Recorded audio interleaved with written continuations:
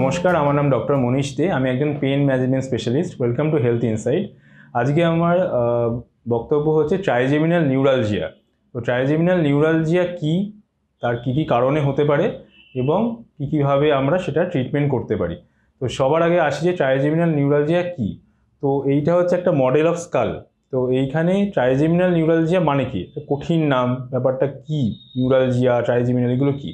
So basically আমাদের face মানে আমাদের মুখের যে নার্ভ সাপ্লাই আছে, বিভিন্ন ধরনের নার্ভ সাপ্লাই করে, তার মধ্যে একটা নার্ভের নাম হচ্ছে ট্রাইজেমিনাল নার্ভ, এবং সেইটা আমাদের চোখ, নাক, মুখ, গাল এবং বিভিন্ন এই জায়গাগুলো থেকে, গলার পার্ট থেকেও কিছুটা ব্যথা, সেন্সেশন, টাচ, এইগুলো সব হচ্ছে ক্যারি করে ব্রেনে গিয়ে।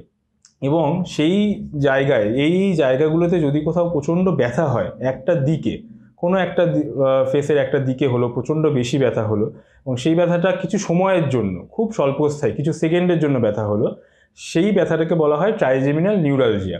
এবং ব্যথার ক্যারেক্টারটা কি হয়, খুব শক লাইক পেন, মানে একটা ইলেকট্রিক কারেন্টের মতো ব্যথা। এরকম একটা ব্যথা যে যার হয় তিনি চিবোতে পারেন না, তিনি ব্রাশ করতে পারেন না, চুল আঁচড়াতে পারেন না, এরকম কন্ডিশনস হয়ে যায়। হাওয়া লাগলেও ব্যথা হয়, ফ্যানের হাওয়া চালিয়েছে তখন ব্যথা হচ্ছে। তো এই নার্ভের কিছু ব্রাঞ্চ আছে, কিছু ভাগ রয়েছে, শাখা প্রশাখা রয়েছে। যদি আমরা সংক্ষিপ্তভাবে বলতে পারি, সেটা হচ্ছে চোখের একটা পার্ট এবং চোখের কোণা থেকে শুরু করে ধরুন কান অবধি, এই পার্টটা একটা সাপ্লাই করে একটা ভাগ। সেকেন্ড ভাগটা হচ্ছে নাকের একটা পার্ট থেকে কান অবধি হয়। থার্ড পার্টটা হচ্ছে মুখের একটা পার্ট থেকে শুরু হয় কান অবধি। তো এই তিনটে ভাগে ট্রাইজেমিনাল নিউরালজিয়ার তিনটে ডিভিশন হয়, এবং এই তিনটে ডিভিশনে যে কোনো একটা ডিভিশনে বা যে কোনো দুটো ডিভিশনে, ইনফ্যাক্ট তিনটেতেও হতে পারে, এই ধরনের ব্যথা স্বল্পস্থায়ী শকের মতো, ইলেকট্রিক কারেন্টের মতো ব্যথা হচ্ছে এবং একটা দিকে হচ্ছে, তাকে বলি আমরা ট্রাইজেমিনাল নিউরালজিয়া। এবার হচ্ছে কী কী কারণে হয়। তো এই যে নার্ভটা আসে ব্রেনের মাঝখান থেকে, ব্রেনের থেকে আসে। তো ব্রেনের কোথাও যদি কোনো প্রবলেম হয়, সেটা মাল্টিপল স্ক্লেরোসিস বলে একটা অসুখ করেছে সেটার জন্য হতে পারে, সেটা কোনো ধরনের টিউমার হতে পারে, সেটা কোনো ভেসেল মানে কোনো ধরুন শিরাধমনী যেগুলো, সেগুলো যদি নার্ভের ওপর চাপ দেয় সেখান থেকে হতে পারে, অথবা এটা ইডিওপ্যাথিক, কোনো কারণ ছাড়াই অনেক সময় হয়। তো এইগুলো হচ্ছে কারণ। তো এবার এটার ট্রিটমেন্ট পদ্ধতির মধ্যে প্রথম হয় ডায়াগনোসিস। তো ডায়াগনোসিসে কী হবে, এটাকে বলা হয় ক্লিনিক্যাল ডায়াগনোসিস। এর জন্য কোনো রক্ত পরীক্ষা, কোনো টেস্ট ছাড়াই ডায়াগনোসিস করা যায়। শুধু পেশেন্টের সাথে কথা বলা, কিছু সময় কাটানো এবং ওনার কী কী প্রবলেম হচ্ছে সেটা বোঝা, সেইটা দেখে কিন্তু আমরা ট্রাইজেমিনাল নিউরালজিয়া ডায়াগনোসিসটা করতে পারি। এরপরে কি হবে, কিছু টেস্ট করা হয়, কেন, কি কারণটা জানার জন্য। ডায়াগনোসিস হয়ে গেল কী কারণে হচ্ছে, তার জন্য একটা এমআরআই করানো হয়। এমআরআই করে আমরা দেখি ব্রেনের কোনো জায়গায় কোনো সমস্যা আছে কিনা, যার জন্য এই প্রবলেমটা হচ্ছে, যে কারণগুলো আপনাদের অলরেডি আমি বললাম। এরপরে কি হয়, এরপরে আমরা চাই যে ট্রিটমেন্ট করতে। ট্রিটমেন্ট কী পদ্ধতিতে করা যায়, একটা আছে ওষুধপত্র দিয়ে এবং একটা আছে ইনজেকশন দিয়ে। তো ওষুধপত্র দিয়ে কী ট্রিটমেন্ট করা যায়, ওষুধপত্রের মধ্যে অলরেডি কিছু অ্যান্টি নিউরোপ্যাথিক মেডিসিনস রয়েছে, যেমন গাবাপেন্টিন, কার্মামাজিপিন, অক্সকার্মামাজিপিন, কিছু ওষুধ রয়েছে। সেইগুলো কি করে, সেইগুলো এই যে ইলেকট্রিক কারেন্টের মতো ব্যথাটা আসছে, সেই কারেন্টের যে উদ্দীপনা, যে নার্ভের যে উদ্দীপনাটাকে কমাতে সাহায্য করে, সেই ওষুধগুলো দিয়ে আমরা প্রথমে ট্রিটমেন্টটা শুরু করি। এবং অনেক ক্ষেত্রে দেখা গেছে ট্রিটমেন্টটা সফলও হয়, পুরোপুরি না, 100% সফল নয়, কিন্তু হ্যাঁ কিছুটা পরিমাণে ব্যথাটা কমলো, অন্তত ব্রাশ করতে পারা, চিবোতে পারা, সেইগুলো করতে পারেন, চিরুনি আঁচড়ানো সেগুলো করতে পারলেন। সেই জায়গায় যদি পৌঁছানো যায় তাহলে আমরা ওষুধটা কিছুদিন কন্টিনিউ করা হয়, এবং কিছুদিন অবশ্যই এটা কিন্তু কিছু মাস থেকে কিছু বছর অবধি কন্টিনিউ করতে হতে পারে। অনেক ক্ষেত্রে দেখা গেছে যে এই ওষুধপত্র খেয়েও কমছে না ব্যথা, এবং এতটাই ব্যথা হচ্ছে যে ওর লাইভলিহুড, যার হয় সে লাইভলিহুড একেবারে ব্যতিব্যস্ত, মানে তিনি আর পারছেন না, জীবনটা চাইছেন সুইসাইড করে দিতে, এরকম ব্যাপার স্যাপারও হয়ে যায়। ট্রাইজেমিনাল নিউরালজিয়া এমনই একটা রোগ যে সেটা মানুষের জীবনকে নর্মালভাবে, যেরকমভাবে আমরা ধরুন চলে আসছে, হঠাৎ করে ধরুন এরকম একটা ব্যথা হলো, নর্মাল কাজ করা, নর্মাল যেমন সকালে উঠে আমরা ব্রাশ করি, খাবার দাবার খাই, চিরুনিতে চুল আঁচড়াই, ধরুন আমরা গরমকালে ফ্যান চালিয়ে বসি বা পাখা করলাম, এই একদম বেসিক কাজগুলো করতে পারছেন না। তো সেই জন্য ওনারা চান যে হ্যাঁ আমার এই জীবন থেকে লাভ নেই, জীবিত থেকে লাভ নেই, বরঞ্চ সুইসাইড করে নিই, এরকম সুইসাইডাল টেন্ডেন্সিও আসে এই ধরনের রোগের মধ্যে। এবং সেটা ডায়াগনোসিস করা খুব ডিফিকাল্ট হয়, কারণ আমরা ব্যথার বিশেষজ্ঞ, আমরা জানি, আমরা দেখি চট করে বুঝে যাই যে হ্যাঁ এটা থেকে হয়েছে, কিন্তু প্রথমেই তো ব্যথার বিশেষজ্ঞর কাছে আসেন না মানুষেরা। তারা আসেন প্রথমত প্রাইমারি ফিজিশিয়ান, তারা ইউজুয়ালি এটা মনে হয় যে দাঁতের থেকে হচ্ছে, দাঁতের অনেক সময় এক্সট্রাকশন করা হয়, দাঁতের ব্যথাটাও কিন্তু অনেকটা এই ধরনের ব্যথার মতো। ওই জন্য অবশ্যই ডেন্টিস্টও দেখেন এবং প্রাইমারি ফিজিশিয়ানরাও দেখেন যে দাঁতের সমস্যা, অনেক সময় দাঁত 2-3টে দাঁত উঠিয়ে দেওয়া হয়, তারপরেও ব্যথাটা পারসিস্ট করে। তো ডায়াগনোসিসটা একটু ডিলে হয় অনেক ক্ষেত্রেই, কিন্তু যদি প্রপারলি ব্যথার বিশেষজ্ঞর কাছে আসেন প্রথমেই ডায়াগনোসিসটা পেয়ে যাবেন, এবং আর্লি ডায়াগনোসিসটা খুব দরকার এই ক্ষেত্রে, কারণ আমরা কষ্ট যে পরিমাণটা রয়েছে, যে পিরিয়ড আপনারা কষ্ট করছে ডায়াগনোসিসটা হওয়া অবধি, সেই পিরিয়ডটা আমরা কমাতে পারি। তো ঠিক আছে, আমরা ওষুধপত্র দিলাম, কমে গেল একটা দিক, ওষুধপত্র দিলাম কমছে না, ব্যথা প্রচণ্ড বেশি আছে, সেই ক্ষেত্রে কি করবেন, সেই ক্ষেত্রে ইনজেকশন দেওয়া যায়। এবং এই ইনজেকশনটা কি আছে, এই ইনজেকশনটা বলা হয় যে ট্রাইজেমিনাল নার্ভের বিভিন্ন ডিভিশনে ইনজেকশন দেওয়া যায়, যেমন ম্যান্ডিবুলার নার্ভ যে 3rd ডিভিশনটা, 2nd ডিভিশন ম্যাক্সিলারি অথবা অপথ্যালমিক। ইউজুয়ালি ম্যাক্সিলারি বা ম্যান্ডিবুলার নার্ভে কমনলি হয় এই ধরনের অসুখ, এবং সেইখানে আমরা লোকাল ইনজেকশন দিতে পারি, কিন্তু সেটাও টেম্পোরারি, সেটা হয়তো 1 মাস 2 মাস ভালো থাকলে তারপর আবার ফিরে আসে ব্যথা।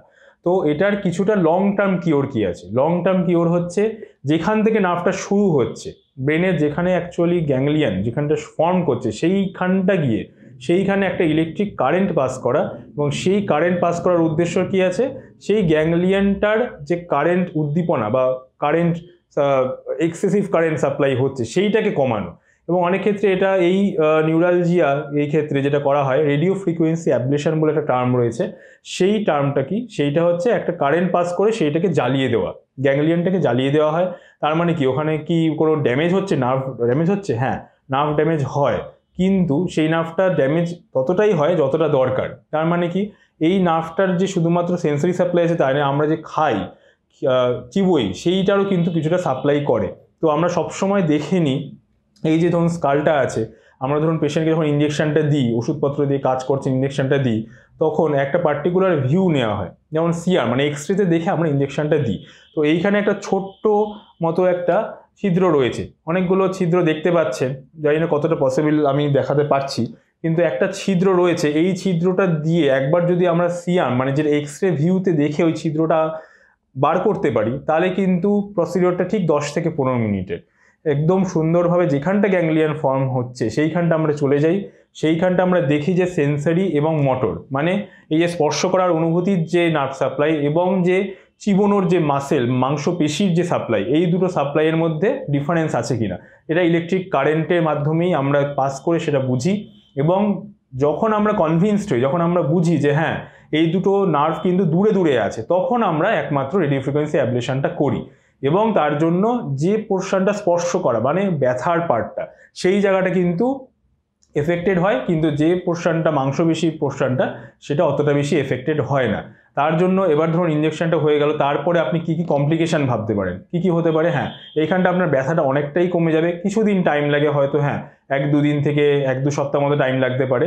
তারপরে যেটা হয়, সেইখানে আপনার নাম থাকবে, মানে একটু ভারী ভারী থাকবে, কিন্তু আপনি যে খাওয়া দাওয়া করা, ধরুন ব্রাশ করা বা ধরুন হাওয়া লাগলো, সেইখানে কিন্তু আপনি ওই ব্যথার ফিলিংটা একদমই পাবেন না, কিন্তু খাওয়া দাওয়া কিন্তু করতে পারবেন। তার মানে কি, আপনার ব্যথাটা অনেকটা কমে গেল, কিন্তু অ্যাট দ্য সেম টাইম আপনি ওষুধপত্রও কিন্তু ছাড়তে পারবেন, ওষুধপত্র কিন্তু কন্টিনিউ করতে হবে। তো এইখানে আপনার কিছু ইঞ্জেকশন দেওয়ার আগে আপনি ওষুধপত্র খাচ্ছিলেন, তাতে ব্যথা কমছিল না, ইঞ্জেকশন দেওয়ার পরে আপনার স্পর্শানুভূতি এবং আপনার যে ভারী হয়ে যাওয়া, এই দুটো কমপ্লিকেশন হলো, তার সাথে ওষুধগুলো কন্টিনিউ করলেন, কিন্তু ব্যথার ফিলিংটা আর কিন্তু হলো না। আপনার যে দৈনন্দিন যে কাজ, প্রতিদিনের যে ব্রাশ করা, খাওয়া দাওয়া করা, চিরুনি দিয়ে চুল আঁচড়ানো এবং ফ্যানের হাওয়া, পাখার হাওয়া লাগা, এই যে বেসিক কাজগুলোতে কিন্তু আপনার কোনো হ্যাম্পার হলো না। তো এইটা বলা যায় যে ইঞ্জেকশন দেওয়ার আগে এবং ইঞ্জেকশন দেওয়ার পরে একটা লাইফ চেঞ্জিং একটা ঘটনা ঘটলো, যেটা আপনাকে সুইসাইডাল টেন্ডেন্সির দিকে ঠেলে দিয়েছিল, সুইসাইডের দিকে ঠেলে দিয়েছিল। এইখানে আপনি একটা নর্মাল লাইফে টু সাম এক্সটেন্ট ফিরে আসতে পারছেন। তো এতটাই একটা ডিফারেন্স ক্রিয়েট করে এই একটা ইঞ্জেকশন। তো সেই ক্ষেত্রে আমি বলবো যে আমার এই যে বক্তব্য আপনাদের কাছে রাখলাম, তার থেকে টেক হোম মেসেজ দুটোই, যে ট্রাইজেমিনাল নিউরালজিয়া কিন্তু ইজিলি ডায়াগনোজেবল এবং কোনো টেস্ট ছাড়াই ডায়াগনোজ করা যায়, কোনো টেস্ট ছাড়াই আমরা বলতে পারি, কিন্তু সেখানে আপনাকে একজন প্রপার ব্যথার বিশেষজ্ঞর কাছে আসতে হবে। এই ধরনের ব্যথা হলে অবশ্যই একজন ব্যথার বিশেষজ্ঞকে জানাবেন, এবং কোনো প্রাইমারি ফিজিশিয়ান বা ডেন্টিস্টকেও যদি বলেন, তারাও যদি বলে হ্যাঁ ডেন্টাল এক্সট্রাকশন করলে ঠিক হয়ে যাবে, সেই ক্ষেত্রে আপনারা কিন্তু সেকেন্ড থট দেবেন দেখানোর জন্য। এবং ওষুধপত্র ছাড়াও অনেক ইঞ্জেকশন পদ্ধতি রয়েছে, যেটাই কিন্তু একটা লং টার্ম রিলিফ পাওয়া যায়। মোটামুটি 1 থেকে 3 বছর, অনেক সময় 5 বছর অবধি রিলিফ পাওয়া গেছে এই ইঞ্জেকশনটার পরে। হ্যাঁ, হয়তো আবার ফিরে আসে, এরকম নয় যে লাইফ লং পুরোপুরি রিলিফ পাবেন, আবার ফিরে আসে, কিন্তু সেই ক্ষেত্রে ওষুধপত্র কন্টিনিউ করলে আগের থেকে ইন্টেন্সিটিটা কম থাকে। আর একটা জিনিস হচ্ছে, আপনি যখন ইঞ্জেকশনটা দেওয়াবেন, ইঞ্জেকশনটা কিন্তু একবার দিতে ঠিক আধ ঘন্টা থেকে 40 মিনিট লাগে। কোনো অ্যানাস্থেশিয়া দরকার হয় না, লোকাল অ্যানাস্থেশিয়া দিয়ে হয়ে যায়। তো সেকেন্ড বা থার্ড টাইমও যদি ইঞ্জেকশন দিতে হয়, সেক্ষেত্রেও পিছপা হবেন না এবং ব্যথা থেকে মুক্তি পাওয়ার দিকে আপনি অনেকটা পথ এগিয়ে যাবেন। তো নমস্কার, কোনো কোশ্চেন থাকলে আপনি কমেন্ট বক্সে জানাতে পারেন, আমি চেষ্টা করবো সাধ্যমতো আমার তরফ থেকে উত্তর দিতে। Thank you.